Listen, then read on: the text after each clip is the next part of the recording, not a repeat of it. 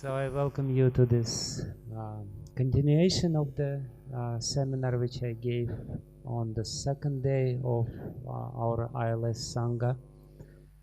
And because probably some of you were not there on the 15th, I will make a very short overview of what has been said so far and go a little deeper.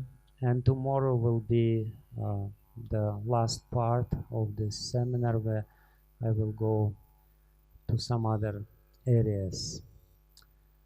So basically this little seminar is called Crises on the Path of Devotional Service, the Psychology of Spiritual Development.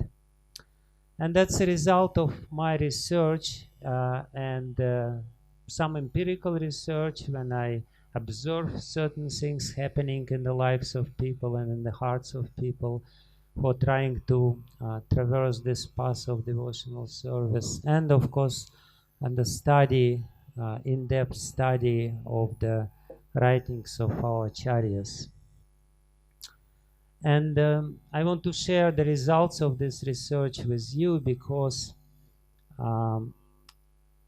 in my opinion it could be very helpful, first of all for our own spiritual advancement, when we understand what are the problems we encounter and how to overcome these problems. And for sure it will be helpful for those people who are counseling other people, other devotees, and try to help them in their spiritual development.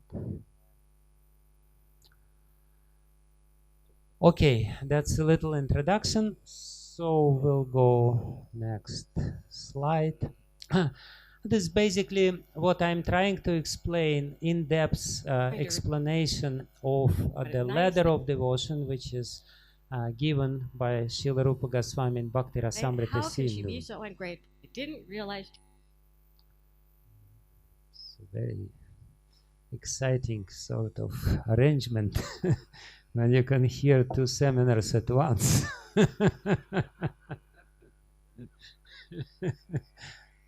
Be enhanced. So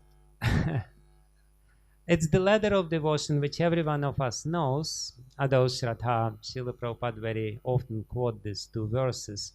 It starts with Shraddha, with the face, and then Sadhu Sanga, the association of devotees, Bhajana Kriya, the practice of devotional service, Anartha Nivriti, and the heart becomes cleansed from anarthas, and then we reach the level of stability. Then Ruchi comes, which means pronounced spiritual taste, and after that Asakti follows, which means very strong attachment to Krishna and his associates, and then Bhava, the preliminary stage of love of God, and ultimately Prema, the highest stage of development in this human form of life.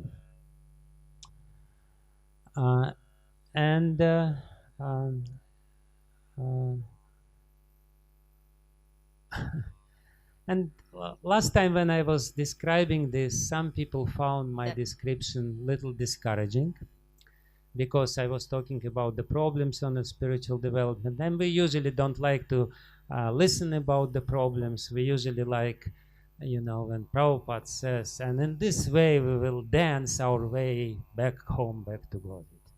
And everyone is very inspired. Let's dance our way back home, back to Godhead.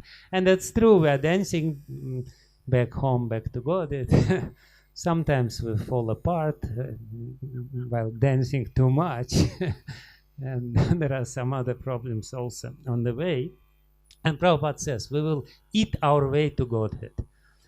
It's a good expression, especially in Prasadam Hall. It makes it more tangible. So this is the last thing which I wanted to do to discourage you. Rather, the purpose of this seminar is to encourage. Somebody even wrote to me a letter, what hope do I have now after hearing what you said? We have all hopes. We should be very hopeful, and therefore this time, to avoid this mistake, I am giving some quote from Srila Prabhupada, which is very encouraging. He says, yes, difficulties is always there. Even you go to school, there are so many difficulties. But if you practice with vow and rigidity, you become successful. Difficulties may be there. In every field of our activities, there are difficulties. You cannot say, this world is full of difficulties. So difficulties may be there, but you have to struggle against the difficulties, and you have to adopt the process. And that's the most important part of this whole description. You have to adopt the process, the method, the path. Then your difficulties will be over. If you're following properly the path of spiritual development, then all your difficulties will be over. Because there is difficulty, I shall refrain from it. No. Ado shraddha tatah sadhu sanga tha bhajana kriya nartha nivriti syat. These are the processes. Just like you have come here with some shraddha, with some faith. Oh, here is Krishna consciousness. Let me sit down. Let me hear. This is the preliminary stage. If you become little serious, then you come daily and try to understand what is this. This is called sadhu sanga. Then gradually all these boys, they offer themselves. Swamiji, I want to be your regular student, initiate. Third stage, Ado shraddha tatah sadhu sanga tha bhajana kriya. And if he follows the rules and regulations, gradually the difficulties will be over. Anartha nivriti syat. And then when the difficulties are over, then he gets faith, tato nishtha. So sometimes Prabhupada, to encourage us, would give very liberal definitions of all these stages. You know, you come first, this is shraddha. Congratulations. You come second time, this is already sadhu sanga. If you came third time, this is nishtha. You became steady. So, or sometimes you would say, you know, you follow, you give up smoking. This is anartha nivriti. Because what is smoking? Smoking is anartha, you gave it up, this is anartha nivriti. So that's all, and then you get some little taste, and then this is ruchi, and then you get little attachment, this is, and of course, prema is very soon, just behind the corner. So, anyway, it's definitely, certainly true, and we shouldn't make it too complicated, but at the same time, what I'm trying to explain to you is, you know, welcome home to reality. And sometimes after giving up smoking, we have some few additional difficulties on the path of devotional service. So anyway, so that's basically the purpose. And again, please don't be discouraged, be encouraged, because there is a process. And if we follow the process, ultimately we will come to the final stage, which is the desired stage. And then I explained at that time that there are difficulties in our case, because the description which Vishwanath Chakravarti Thakur gives of all the stages in Bhajana Rahasya sometimes doesn't match with our reality, because he deals with completely different set of people and different problems. But still the principles are the same, and the spiritual development according to Vishwanath Chakravarti Thakur is the development of real ego, or ego of a servant, development of seva-vritti as opposed to bhoga-vritti. Bhoga-vritti is the enjoyment spirit, and seva-vritti is desire to serve the Lord. And at the same time, there is a diminishment or shrinking of the false ego, which consists of ahanta and mamata. And Vishwanath Chakravarti Thakur explains that there is spiritual ahanta and mamata, when we say Krishna is mine and I'm his servant, this is ahanta and mamata, mamata and ahanta of the spiritual servant. And ahanta and mamata means I'm, when it comes to false ego, means I'm this body and everything which belongs to me, all the matter which is around me is mine. And Vishwanath Chakravarti Thakur, he explains that there is a gradual process of spiritualization of our ego, or rather not even spiritualization of ego, but as I explained last time, and I will not go into detail this time, there are two parallel processes. One is shrinking of our material ego, and another one is gradual development of spiritual ego. They're not exactly the same process. It's two different processes. The new formation is taking place, and this new formation is a very important formation of ego. Vishwanath Chakravarti Thakur gradually explains in each stage of spiritual development what is happening, and we will miss it this time, but we will go into detail a little later when we come to the stages of spiritual development. So, but the most important principle is that spiritual development is the development of ego as much as the development of a child also implies the development of his independent ego formation. And how to develop spiritual ego, this is actually the process which we are following, and this is the seminar which I am giving. Yeah, so the first point which we have to be very clear about is that the spiritual real ego of a devotee can be formed only in the association of devotees. There is no other way, there is no other way, there is no other way. Srila Prabhupada says, if you think that you can develop spiritually outside of the association of devotees, you are just hallucinating. Basically, this is a delirium which you have. It's not possible, because even if we take a little child, and if we abandon this child, he will not develop proper ego, because the ego can be developed in relationship with others. Because me and others, the others are influencing my ego, and if I associate with devotees, my spiritual ego gradually develops.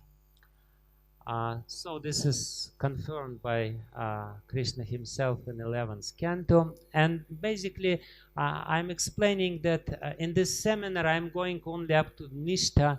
I'm not going to teach you how to reach from Bhava to Prema, and which crises you will encounter during this very difficult transitional period from Bhava to Prema. I guess you're all interested in this, but I'm not qualified to teach you this.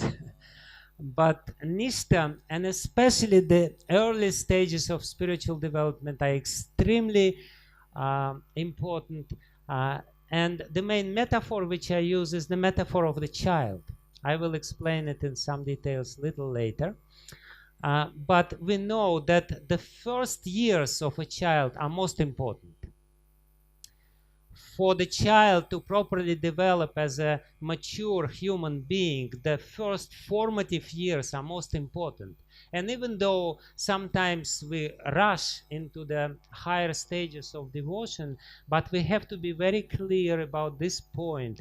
If our initial stages are not properly formed, if our initial stages of spiritual development are not really passed thoroughly and properly, we will not be able to reach the higher stages.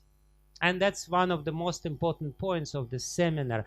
We have to really be careful about forming our Shraddha properly, about entering into Sadhu Sanga in a very proper mood, about developing our skills in Bhajana Kriya, Anishtita Bhajana Kriya, about cleansing our heart and ultimately reaching the stage of Nishtha. Because again, unless we go through this, we will not be able to reach the higher stages. And Bhaktisiddhanta Saraswati Thakur Prabhupada, he compared this attempts to reach the higher stages without going through the lower stages with the attempts of a newly married girl to give birth of a child while she is still not really pregnant. She goes to the labor room and really tries hard and makes all kinds of cries and, you know, but it doesn't work somehow. So that's why please don't appreciate this material which I came to give to you. Okay, yeah, this is the supporting quote to this. And this is important. From this point on, I will give more details. Before, I was just giving some synopsis of what I have said so far. But this metaphor is very important. I suggest that it's very conducive for our understanding to use this metaphor of spiritual development, comparing the spiritual development with the development of a child. Because there are many processes which are very much alike. And we know that this metaphor is used many times. Bhaktivinoda Thakur compares Shraddha with a little baby girl.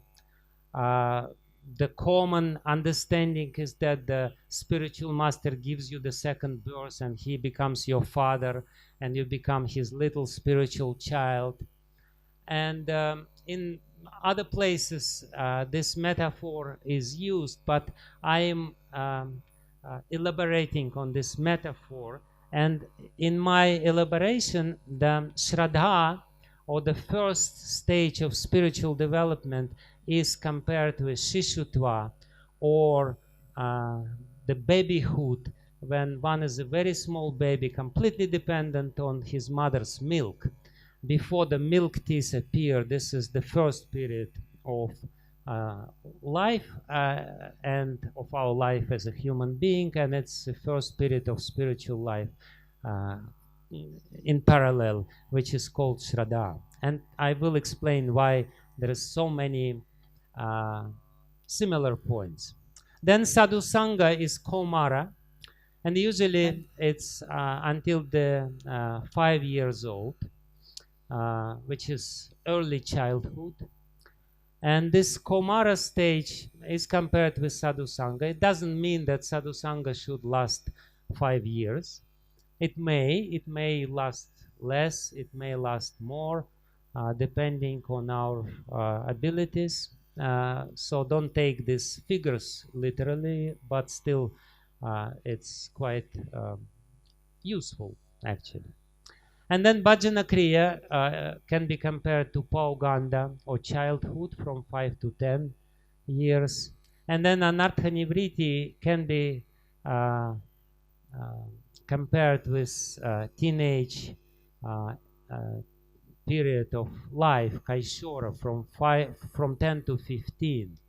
And as we all know, usually teenage period of life is the most troublesome, and Anartha Nivriti is by far the most troublesome period of spiritual life. And then Nishtha can be compared with Yovana, or youth, which follows after that from 15 to 20, and then the next stages of development are there. So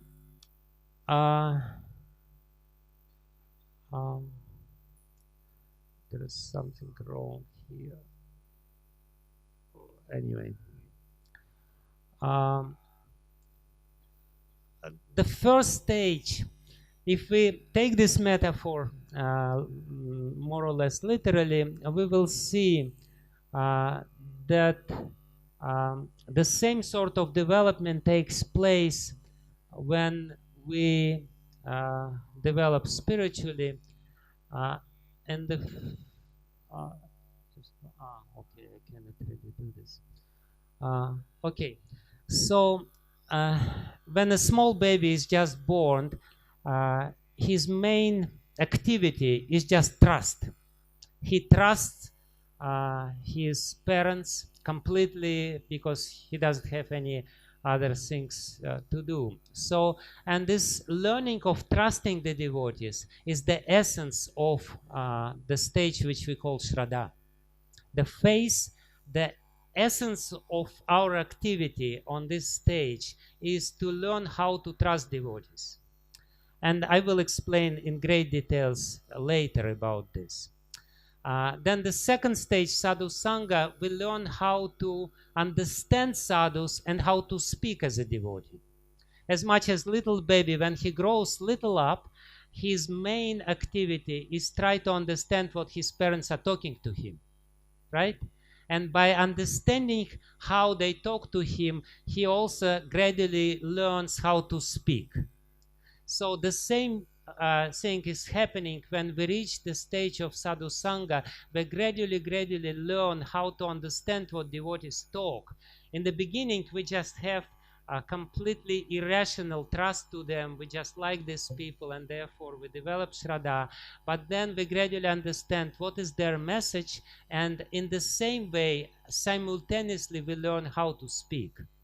And while speaking, we sometimes learn the terminology, we learn special terms of Vaishnava Siddhanta, and sometimes we use them quite indiscriminately, as much as little baby sometimes blubbles something. You know, he doesn't really understand, but parents are completely in bliss that he's just saying Prabhupada, Prabhupada, Prabhupada. You know, and we are saying Prabhupada, Prabhupada without understanding who is Prabhupada and what is it. So this is basically the essence of this Sadhu Sanga stage. Bhajana Kriya, when the little baby, he grows little up, then he becomes very active. He runs around and he's, you know, initially he just asks hundreds of questions, but then he starts running around and crushing everything around. So this is Bhajana Kriya. When we go to the altar and do some mess there, or when we try to more consistently, you know, chant Hare Krishna, whatever. So this is, we learn how to act as a devotee. And then Anartha Nivriti means that we learn how to sing as a devotee. When one reaches the stage of teenagers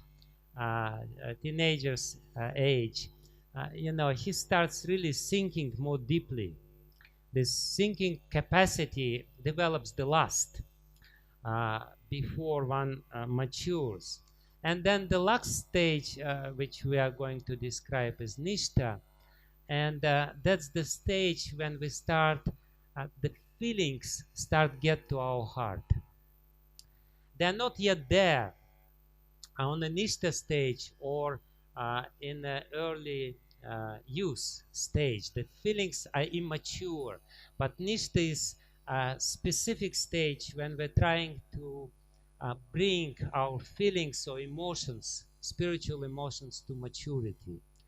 So that's, and when we come to Ruchi, then the reflection of spiritual emotions come to our heart.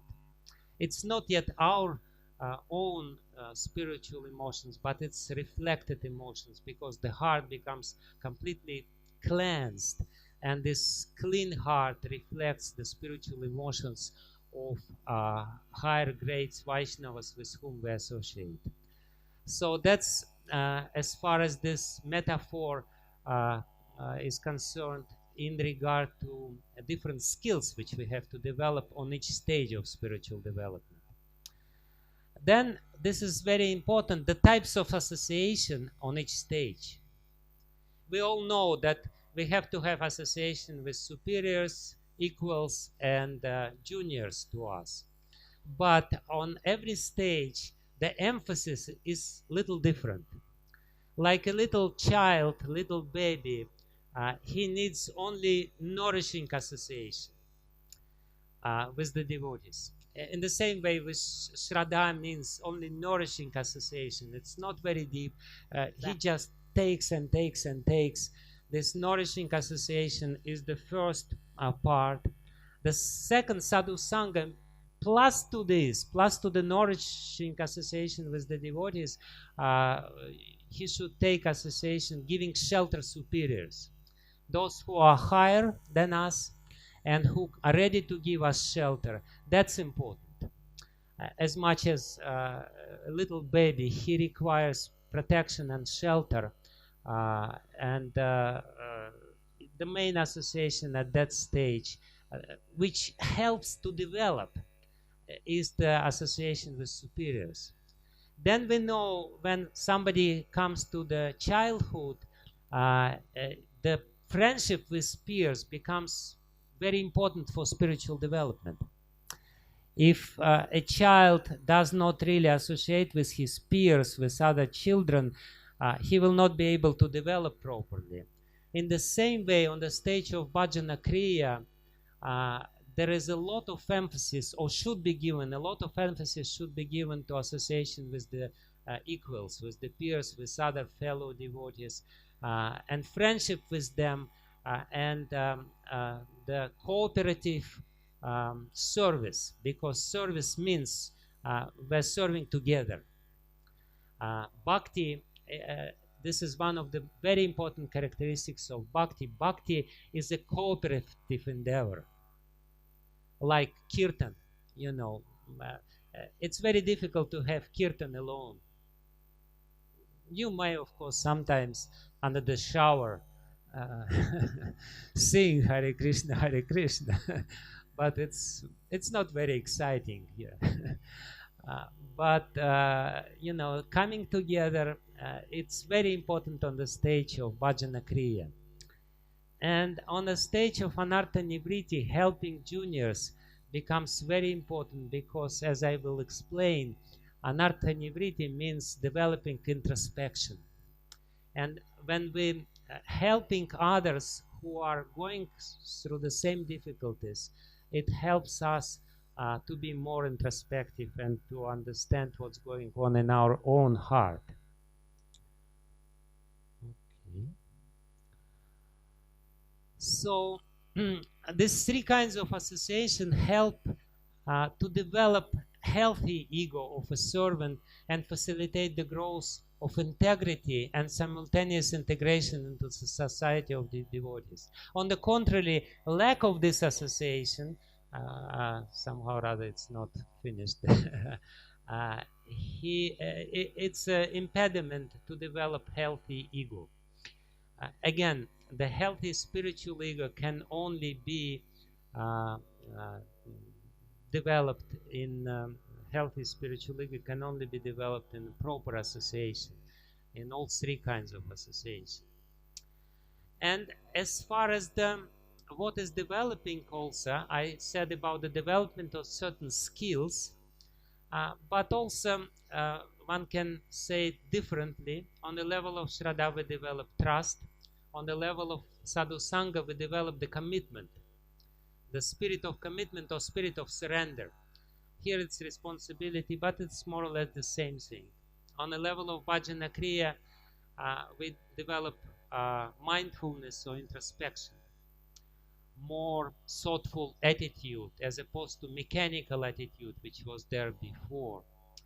And on the stage of anartha nivriti, we really work on developing humility, tolerance, and respect in the association of other devotees.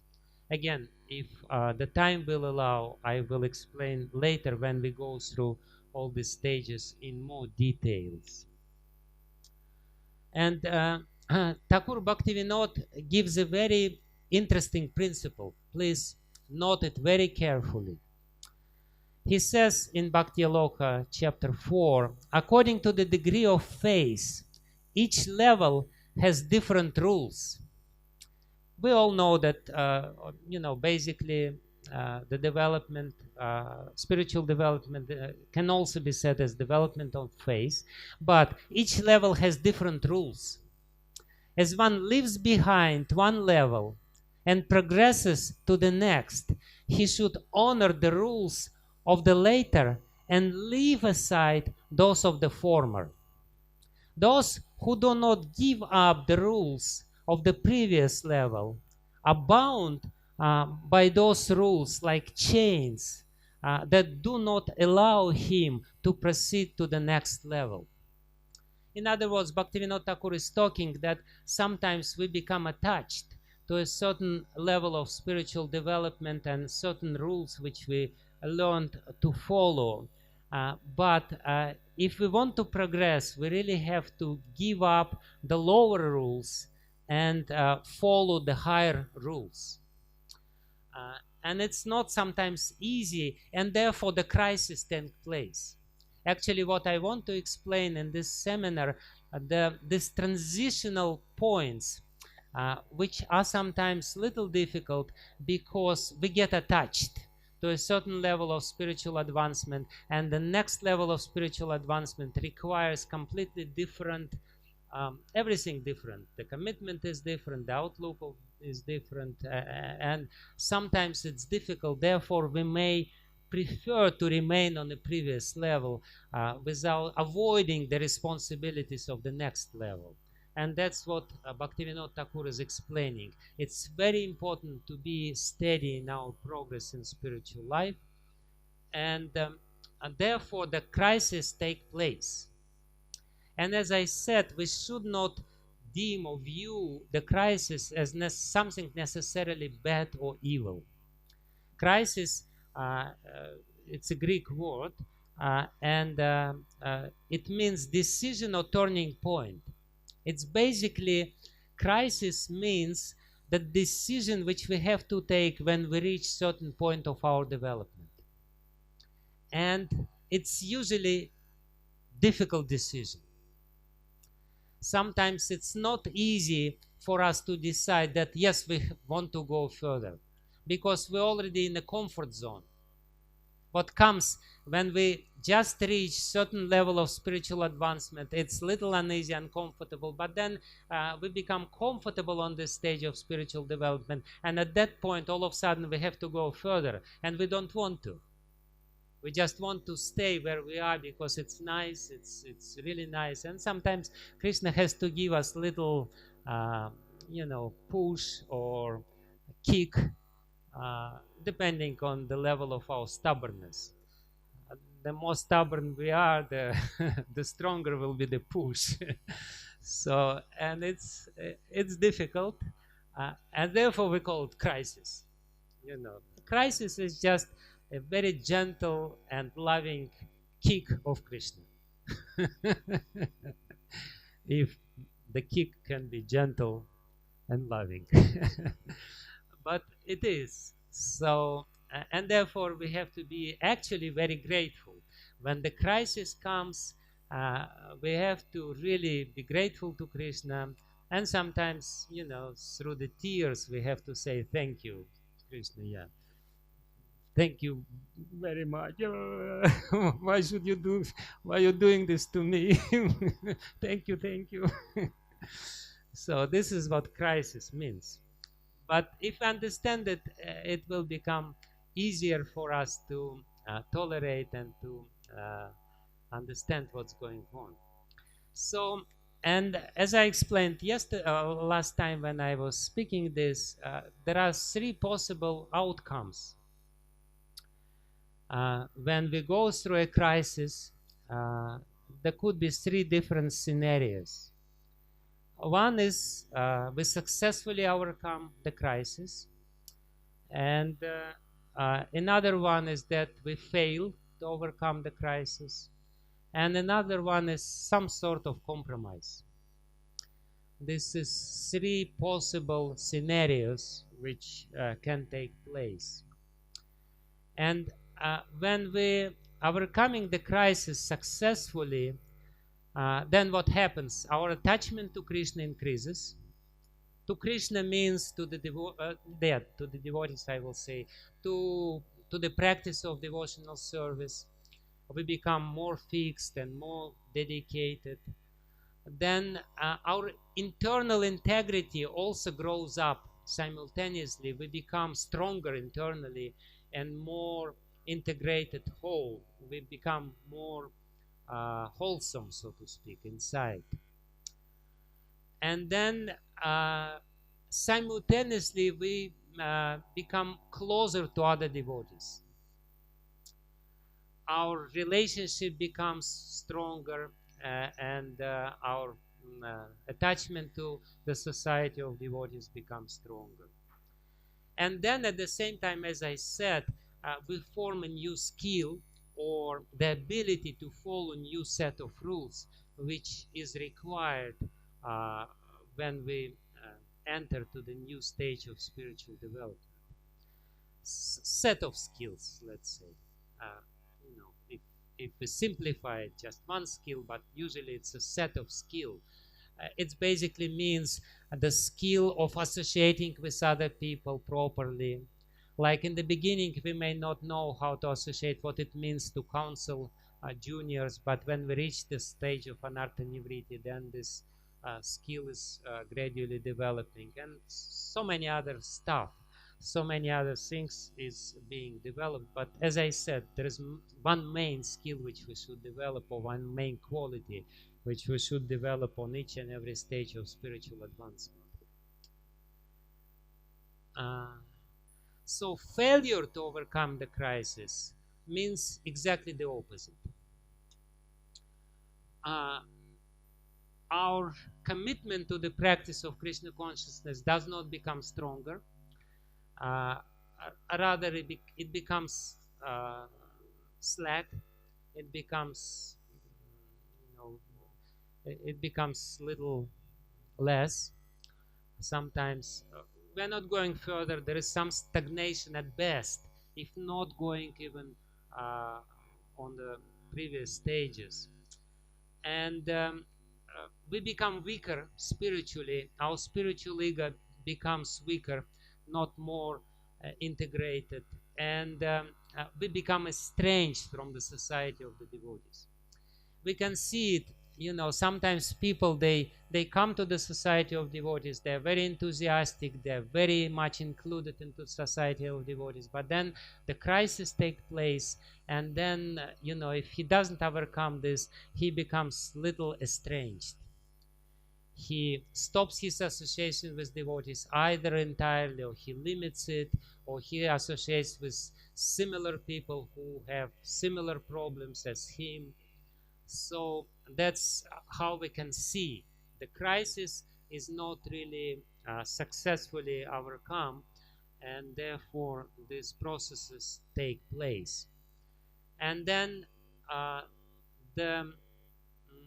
of course we fail to develop new skill and follow the new set of rules of the higher stage. And compromise, it basically means that externally we are moving forward, but we didn't resolve our internal problems.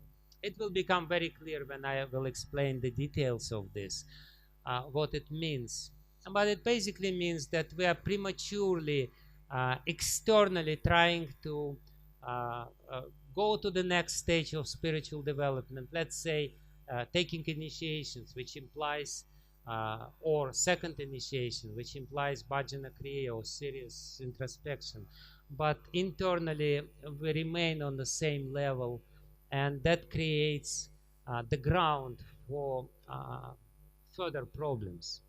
And the crisis will come again for sure, but this time more severely, because we didn't really properly resolve the crisis or overcome the crisis.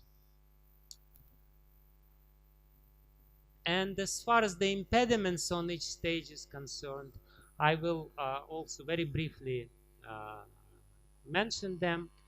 On the first stage of development, there is very strong impediment, fear of taking shelter, or mistrust. Because we were betrayed so many times that it's difficult for us to take shelter. On the fear, on the sadhu sanga, the fear of accepting commitment or responsibility, on the fear of bhajana kriya, on the stage of bhajana kriya, mechanical following, or fear of introspection. And on the stage of anartha nivriti, the fear of utter humility and respect. In the form of kapila, to distribute transcendental knowledge of Sankhya philosophy. Yes. Okay. Must be some omen. Some Akashvani, the voice from the sky, from the ether. Okay, so this is the... I hope I'm also somewhere there.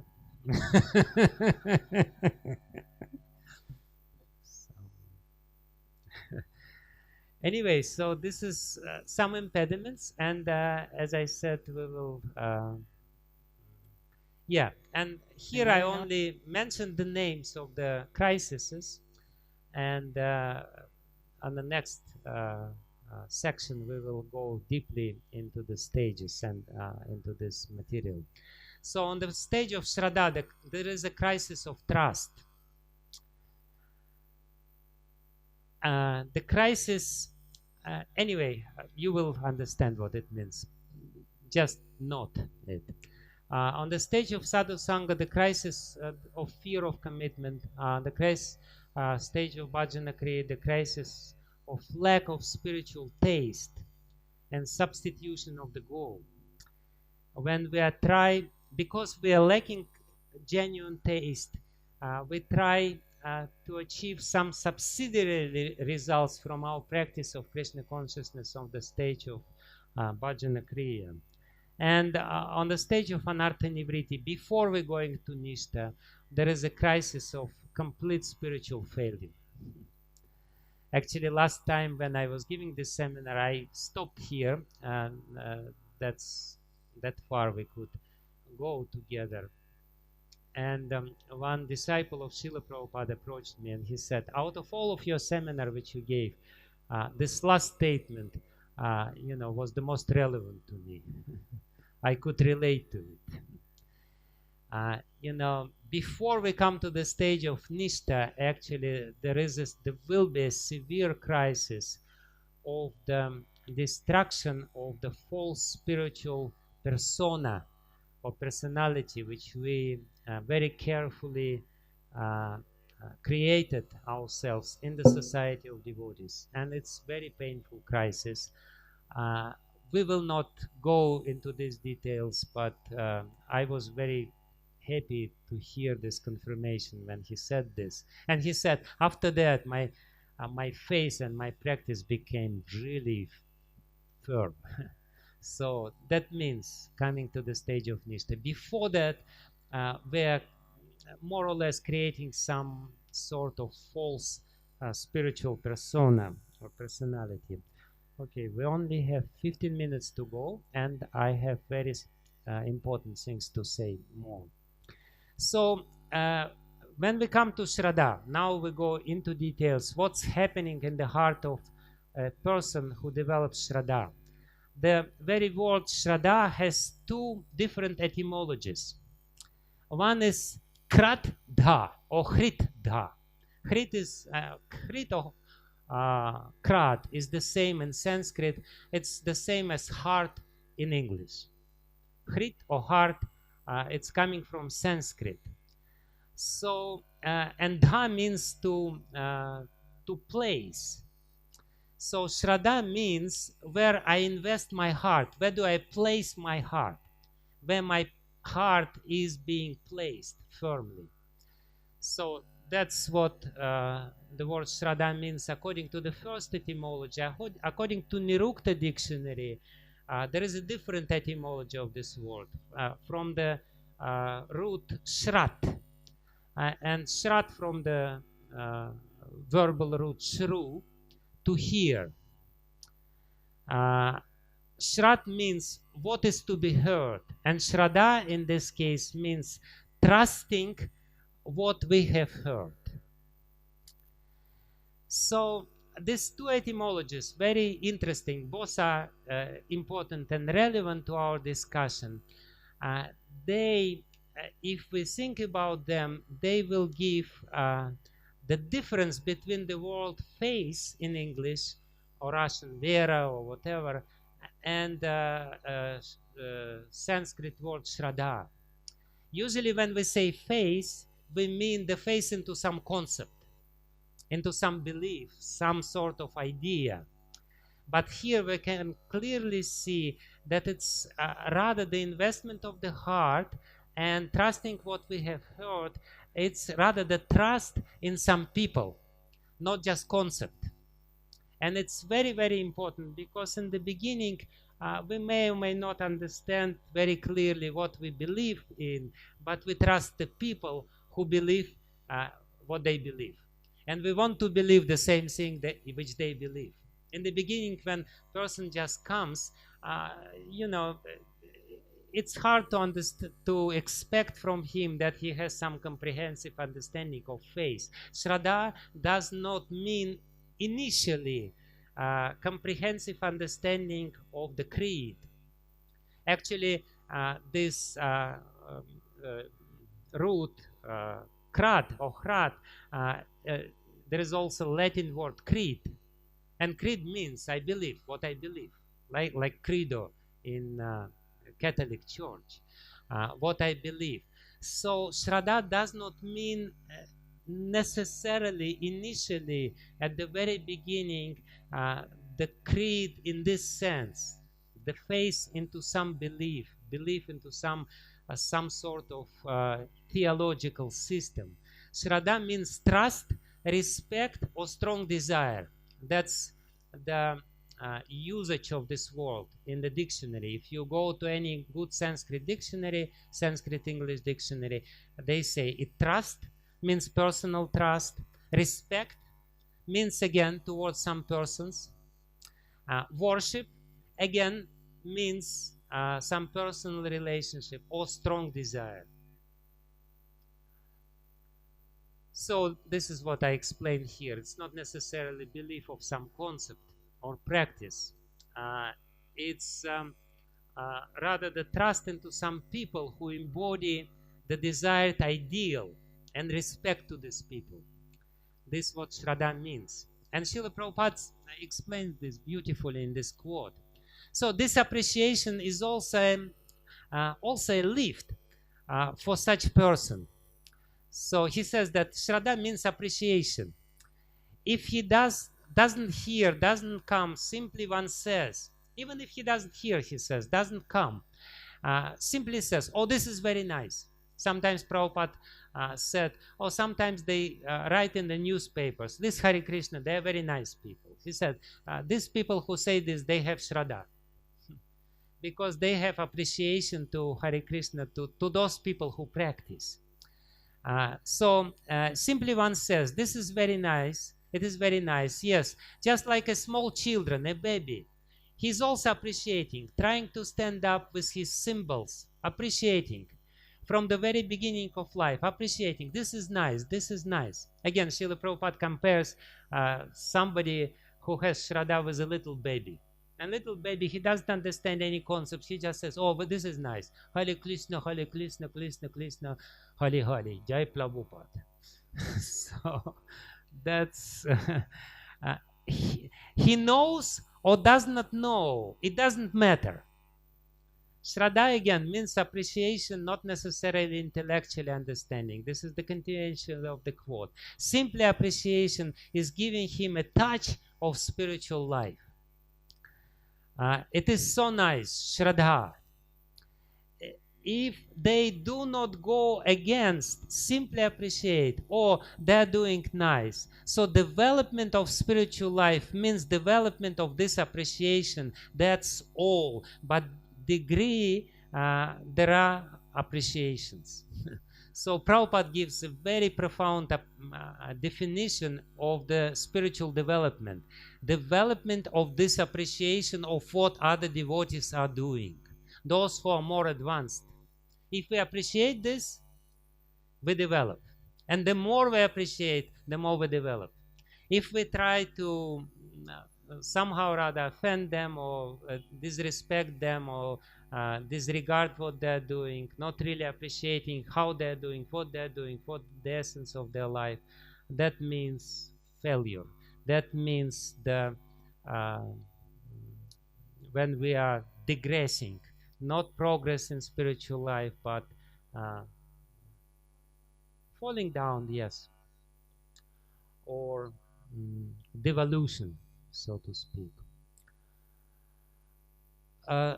So Shraddha is not a conscious choice, but spontaneous appreciation based on Bhakti Unmukhi Sukriti, as much as a baby does not choose his mother, but spontaneously pulled into her womb and just accepts her. So, Shraddha is sometimes beyond our conscious decision. Shraddha is not a conscious decision. We just see devotees and we like them.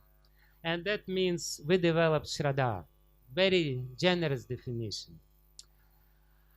But what is important, if it was only this, it would be very good. But the Shraddha on this stage should develop, and we should basically ultimately get the pure Vedic knowledge, an association of the devotees who live according to this principle of Krishna consciousness, spiritual principles, and we have to really associate with them personally. Srila Prabhupada says, devotional service to Krishna consciousness can never be attained by any amount of speculation, but by the causeless mercy of a pure devotee of Krishna. It is a matchless gift bestowed by Mahatma or great soul out of compassion for fallen living entities. It's extremely important statement, and sometimes we do too much emphasis into this internet interaction, or sometimes into this impersonal interactions. There has to be personal touch, and I will give a very beautiful quote. Yeah, Prabhupada says, when he directly was asked what does mean Shraddha, what faith means, he says, Shraddha means the faith into spiritual master. So this relationship is important. And Bhaktivinoda Thakur also says the same thing in Bhakti Tattva Viveka. The sole cause of the appearance of faith is the association of a sadhu who has deep love to the narrations, for the narrations of Krishna's pastimes. Now we have to ask ourselves, what happened with me? How my faith developed? Did it develop because I met a sadhu who has deep love for the narrations of Krishna's pastimes? Not necessarily, right?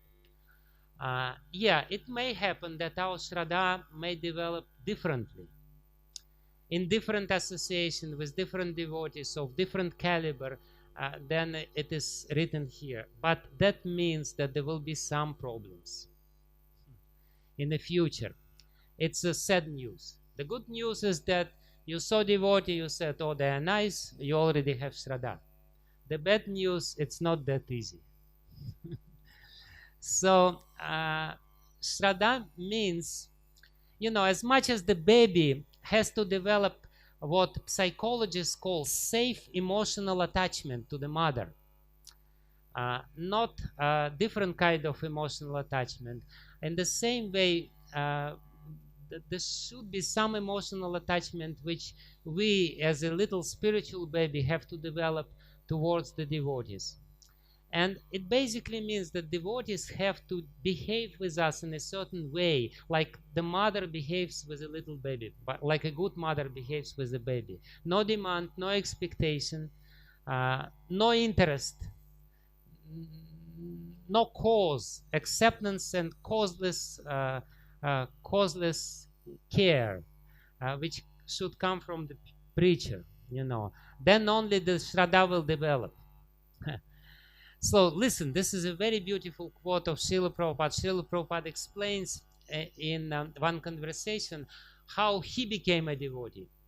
He said, because his spiritual master thought, so I shall make him a disciple.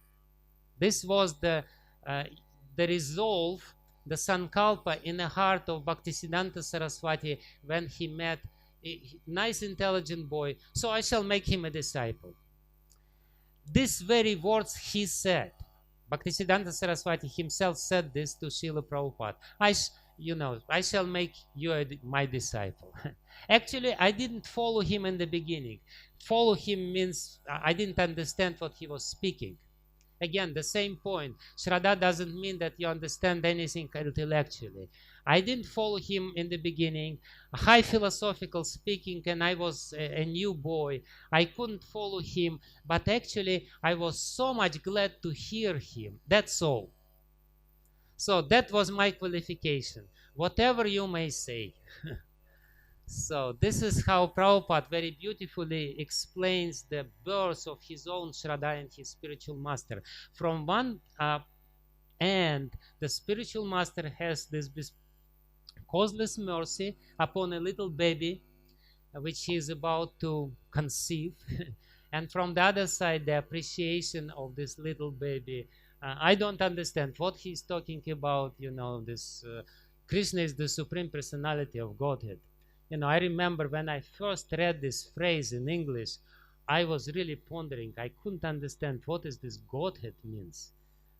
Godhead, I thought, God and head, God and head. How is that God and head? I translated it. My first translation, I used to translate and translated it into Russian, Golovabokh. By putting together God and head, and there's no such word in Russian. So I couldn't understand anything, but some appreciation was there. So Bhaktivinoda Thakur gives a very important statement. He said, the association in the beginning, if associate with mixed devotees, it will mean that at the end there will be problems. We are up to troubles. Because mixed devotees means those devotees who have some interest, and not only Bhaktivinoda Thakur, Srila Jiva Goswami in Bhakti Sandarbha saying the same thing. He says there are two types of speakers, with attachment and without attachment. The speaker with attachment is full of material desire and greed. Lolupah kami. And taduk tam hrin nasam sprishet. Very beautiful statement. It's from Brahma Vaivarta Purana. Srila Jiva Goswami says, somebody who has greed, some cause, he's a preacher of some sort, but his words doesn't touch the heart, doesn't really go deeper into the heart. He teaches in this way without examining the subject matter and the nature of his listeners carefully. What is taught in this way is harmful to the population. Not even, it's harmful, he says, lokanashaya. It really brings destruction. If you have, in other words, those who are preaching to the public, those devotees who are endowed with this responsibility to preach to people, they really have to examine their motives. If they have some motive, some ulterior motive, it's very bad. And Bhaktivinoda Thakur explains it even more beautifully. Please listen what he says. On the strength of performing many actions favorable to devotion, Bhakti Unmukhi Sukriti, over many lifetimes, faith in the process of bhakti eventually arises.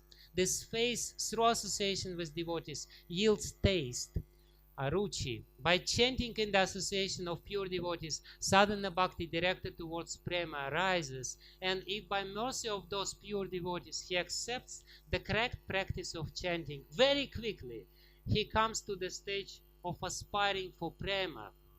If, however, please listen very carefully, if, however, he takes instruction from a mixed devotee or a semi-devotee, half-devotee, it will be difficult for him to attain prema.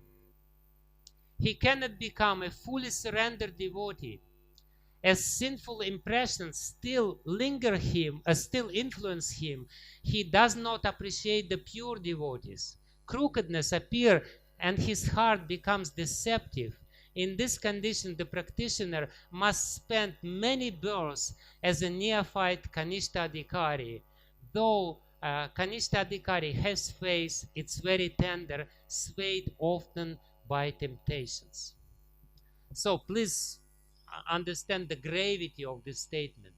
The Bhaktivinoda Thakur says, if you associate with mixed devotees, and we're all mixed devotees, very severe consequences are there. You will be many births as a Kanishta Adhikari, and you will not be able to appreciate pure devotees. But basically, it's to overstress and emphasize the need for pure association. We're running out of time, but I beg you to wait for a few minutes. Are you ready for this? Yeah. So, but then from the trust to Vaishnavas, the next stage is trust to Shastras, or books of Srila Prabhupada. So what shall we do? Immediately, we should direct the devotees who somehow or other develop Shraddha in our association to the books of Srila Prabhupada, to the Vedas, because in this way we will be able to give them pure milk. The mother of a little baby has to give the pure milk, and the pure milk should be books of Srila Prabhupada and great acharyas. As soon as possible, we have to direct them in this direction. We have to take a very humble role without taking too much responsibility, but helping them to find the nourishment in reading of Srila Prabhupada's books. And of course, we have to live according to these books. And it's very interesting. Vishwanath Chakravarti Thakur says that even in the beginning, this tender Shraddha on the first stage is very strong. If it's based on Shastras, immediately we have to help this particular person to develop faith in Shastra and the logic of Srila Prabhupada. And in this way, he will avoid these problems of completely useless Lokik Shraddha or conventional faith. Well, listen what Vishwanath Chakravarti Thakur says. Other persons using scriptural logic can defeat a person with tender faith on a level of Shraddha. However, the person is not completely unconvinced, because in that case, the person would not be considered a devotee. In other words, Vishwanath Chakravarti Thakur says, unless and until you have Shastriya Shraddha, you're not a devotee. Faith in Shastra, in books of Srila Prabhupada in our case, is the beginning of real spiritual life. Weak faith in this verse means temporary unsteadiness of the heart when defeated by strong materialistic opponents. Later, person regains faith in what the Guru has taught by his own judgment. So that's a very important thing. So we have to associate with Srila Prabhupada and higher grades of devotees, either through books or ideally personally, and develop this Shastriya Shraddha, which they only can give. And this is the crisis. Now we come to the crisis. In the beginning, there is a tendency to idealize one's Guru. One needs to feel that my Guru is all-powerful, he's a great mystic yogi, he reads my heart. If you, hear some disciples of Srila Prabhupada, he reads my heart, he knows everything, he creates miracles, which is fine. Because a little baby, he has to consider his parents all-powerful, right? He literally considers, my parents, they're all powerful. They're most powerful creatures in the creation. But it creates a problem, because in the beginners usually consider his Guru as a powerful mystic yogi and attributes him with all kinds of, mystical qualities, which he may not have. And that the duty of Guru is to somehow or other get the disciple out of this idealization. It's a beautiful story Pushta Krishna Prabhu tells about Prabhupada. During that meeting with Srila Prabhupada, I spoke with him alone and revealed some of the things that were on my mind and my heart. I said to Srila Prabhupada, Krishna revealed himself to me, and that's why I have come to you. He said, now, and he said to this, now you have, Srila Prabhupada didn't really tell this, didn't really take it personally. I came to you, you are like Krishna. Now you must tell them that God is not dead. Again, he put him from this, obsession with Guru to preach. And I said, Prabhupada, you're the only person I trust in this world. And Srila Prabhupada looked at me very kindly and said, don't trust me. I will let you down. Trust Krishna. He will never let you down. So that's what the Guru says. Don't have these wrong ideas that I'm all powerful, this and that.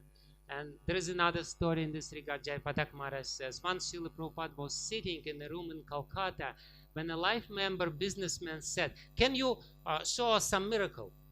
Prabhupada said, some yogis show a miracle by creating some rasagula. I went to America with 40 rupees, and in a short span, we now have temples all over the world worth of 400 million rupees. Isn't that a miracle? And the businessman thought a minute and said, yes, that's a miracle. So the Guru has to bring the disciple to the proper level of understanding what Guru really means. Guru is one who teaches Shastra, not the one who creates some miracles, rasagulas, or watches, or whatever. And some gurus prefer to do something else, but they are false gurus. The real guru has to bring somebody from this idealization into this level. But what happens in a neophyte disciple, there is complete unreal trust into a devotee when we ascribe some mystic qualities to a devotee, but hidden mistrust. And therefore, oftentimes idealization follows deprecation. The deprecation goes after idealization. And there is a beautiful example from life of Bhaktisiddhanta Saraswati. Impressed with Sri Siddhanta Saraswati personality and presentation of Siddhanta, in 1916, an educated and renounced young man came to join him at Yoga Pitha and started performing intense bhajana. But upon noting that Sri Siddhanta Saraswati spent considerable time in keeping careful records of the accounts, the young man harshly criticized him and left to seek another sadhu. In other words, he saw that Bhaktisiddhanta Saraswati looking through the books, and he said, what kind of guru he is? He's a mystical yogi. He has to know everything by his mystic powers. And therefore, he left him and started criticizing him. There is also a beautiful story about Prabhupada. One young hippie came to him in San Francisco, and Srila Prabhupada, somebody told her that there is a guru and he is from India and he is teaching very far out things, and she was looking for a guru. She came, and devotees brought her to Srila Prabhupada. It was San Francisco, the very beginning. And Prabhupada was sitting with Garga Muni, and Garga Muni was his bookkeeper. And Prabhupada said, just wait here. And Srila Prabhupada was going through the books with Garga Muni. Why did you spend $1 here? Why did you spend 20 cents here? What is this big expense? $2 for this? And they were going and going, and she was sitting and sitting and sitting, and she becoming more and more impatient and indignant. And ultimately, she exploded. She bursted out. She stood up and she said, I came here to find the truth. And Prabhupada looked at her very, calmly and said, sit down, you came to the right place. Just sit down, don't worry. So that's what I mean. That's this crisis where we ascribe some mystical powers, and then we see some reality, and we develop some doubts. And this is the last thing which I will say now, because I'm really Bhaktisiddhanta Saraswati. After that happened, this man left him and started criticizing him. He wrote a letter to all his disciples, because he felt that they may be affected with the same sort of faith crisis. Because he knew they're neophytes, and they have exaggerated or wrong understanding of what's happening in the beginning, or who is Guru. And therefore he wrote, please listen, may Krishna forgive his gaffes. I don't know what gaffes is, but may Krishna forgive his gaffes. Don't try to so-called brahmachari, he is fallen. Such a sad fate awaits those who offend Krishna's lotus feet and act independently. All of you chant Krishna's name unceasingly, recite Vaishnava literature without committing offenses. He has fallen into Satan's hands. But we shall not give up Hari Seva. We wish him all the best in every birth, though we cannot envisage any good fortune for him in this life. He left me in an exceedingly hard-hearted manner. Do not be rattled upon seeing his misfortune. I know that foolish people will blame me for this incident.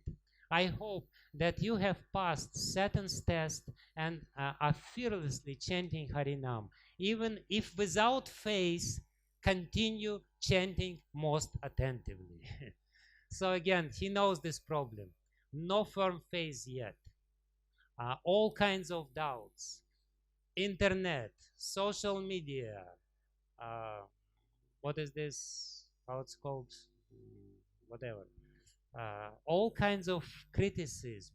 Don't do this. Just try to understand who is Guru. Guru is somebody who gives you the milk of Veda. Somebody who teaches you Shastra.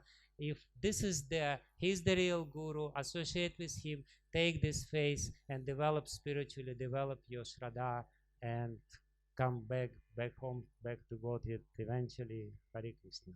That's it. So tomorrow I will continue with the next stage, which is very interesting. So has it become a little more clear in this? Thank you very much.